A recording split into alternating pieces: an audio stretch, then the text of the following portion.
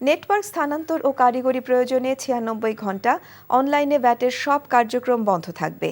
ফলে ওই সময় করদাতারা অনলাইনে কর পরিশোধ, পেমেন্ট, বিক্রির বিপরীতে কর হিসাব করার সেবা পাবেন না। আগামী ১৯ ডিসেম্বর সকাল ৭টা থেকে ২৩ ডিসেম্বর পর্যন্ত মোট ৯৬ ঘণ্টা আইবাস পদ্ধতির সব কার্যক্রম বন্ধ থাকবে। জাতীয় রাজস্ব বোর্ড এনবিআর এর এক বিজ্ঞপ্তিতে আরও জানানো হয়, এনবিআর এর নেটওয়ার্ক সেবার নতুন ভেন্ডারের নেটওয়ার্ক বুঝে নেওয়া এবং সচল করার জন্য এই সময় প্রয়োজন হবে।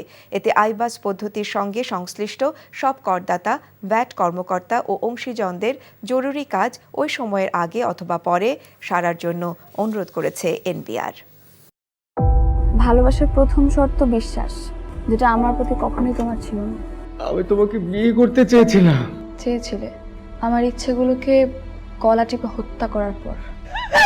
নিলয়ের হঠাৎ এমন চেঞ্জ আমার ভালো লাগছে না। তোমার নিলয়কে নিয়ে টেনশন করতে হবে না। আমি ভুল মানুষকে ভালোবেসেছি। আপনি ডাক্তার? জি। কিসের ডাক্তার আপনি? মেডিসিন, গাইনি, অর্থোপেডিক নাকি সাইকোলজিস্ট?